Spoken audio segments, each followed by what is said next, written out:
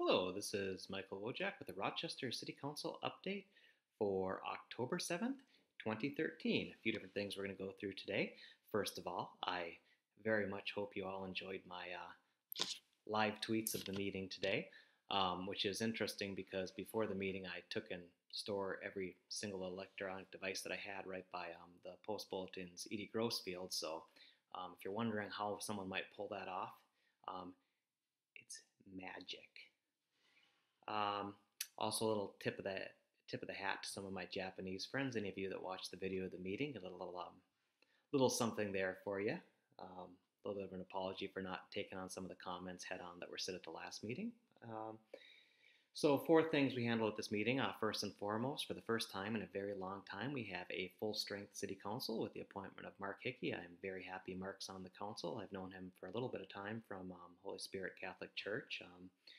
He's a former IBMer like I am as well, incredibly smart person, and I think that folks in Ward 5 are very fortunate to have somebody that's going to work as hard as he works, and that guy really works hard. I mean, when we were having those meetings till 2 o'clock in the morning, he'd be there sitting with us, even though he didn't have to, watching those meetings, knowing full well he'd have to get up and do what he had to do the next day as well, and he wasn't even on the officially on the council yet, so really appreciate his dedication, and I think Rochester's lucky to have him.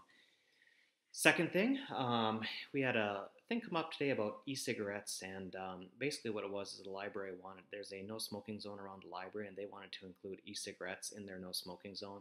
I have no problem with that. And but what I pulled in and said, okay, if we're going to do this in the one location with e-cigarettes, let's keep it consistent through the other places that we have policies. So we made a change. We did approve that one, that e-cigarettes are not going to be allowed in that no smoking area, but then staff's also going to be coming back, and we're going to be applying the same in other no smoking areas, including the Peace Plaza, the medical district around Mayo Clinic, the Riverside concert series, and and at bus shelters around the city. Basically, and what I said at the meeting is, the data are not there to tell us whether or not e-cigarettes are, a safety issue or not. And I'm certainly not smart enough to make that determination myself, but these are areas where that kind of behavior, is not, we do not want to have smoking in these areas, and, ultimately an e-cigarette is ultimately a drug delivery device, and I don't see that these areas are necessarily conducive, or we should be encouraging the use of drug delivery devices in those locations. Not something I feel real strongly about, but since we were changing it for the library, we're changing it in these other places as well. So ultimately, the smoking ban is more of a county level decision, and the county will be handling that. But where we do spell out tobacco policy now in the city of Rochester, we do also prohibit e-cigarettes in those same locations. Also, booze in Central Park will be no more. We voted 7-0 to eliminate alcohol from Central Park. I believe now the discussion was that if you need to drink in a park, I think it was Mr. Ruska wanted you to go down to his ward and do it. So, hey, I tell you because I care. And finally, something near and dear to my heart. One thing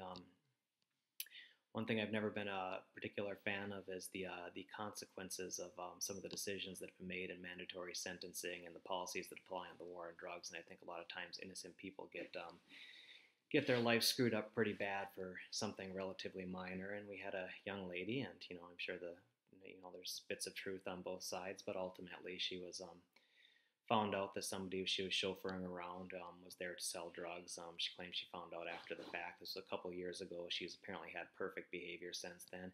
Net of it is she couldn't get a massage therapy license. Now, I was the person who fought hard to make sure that massage therapy license was in there.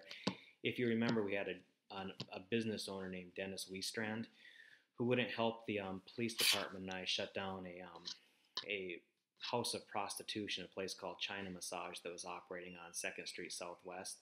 And not only that, but we found out later on they were actually victims of a woman that we rescued from human sex trafficking out of Denny Weestrand's place, and all the threats of legal action that he had against me for standing up to it never went anywhere. But what did go somewhere is we passed a pretty strict massage therapy licensing thing. And one thing is, if you do have a criminal record, the city council is just going to have to review it.